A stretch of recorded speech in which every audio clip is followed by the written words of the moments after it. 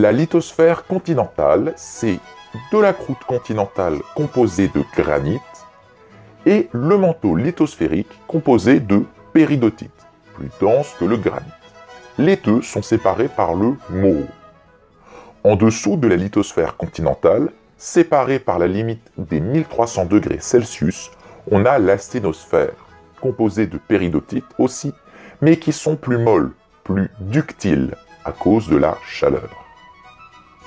Lorsque la croûte continentale s'épaissit, au niveau d'une montagne par exemple, le phénomène d'isostasie fait qu'elle va aussi s'enfoncer plus profondément, et donc le Moho va plonger. De même, l'isotherme des 1300 degrés va lui aussi descendre. On se retrouve donc avec une lithosphère continentale qui contient plus de granit et moins de péridotite, et qui est donc moins dense. Quand il y a épaississement de la croûte, les granites se retrouvent à des endroits plus profonds et plus chauds. Il y a alors métamorphisme. Soumis à ces nouvelles conditions, ils vont changer, fondre partiellement, bref, devenir différents. Mais le truc, c'est qu'on ne devrait pas retrouver des granites à de telles profondeurs. Le Moho est au-dessus, normalement. C'est donc bien la preuve qu'il y a eu plongée du Moho.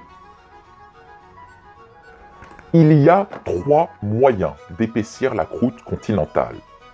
Une déformation souple, reconnaissable à des plis.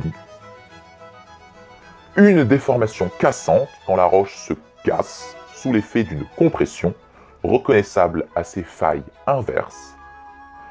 Une superposition de croûtes, quand une croûte vient se caler au-dessus d'une autre. C'est le charriage. On observe alors un chevauchement, 2 unités crustales qui sont superposées alors que ce ne serait pas possible en théorie. Par exemple, celle du dessous est plus récente que celle du dessus. Et là, vous avez l'essentiel. En bref,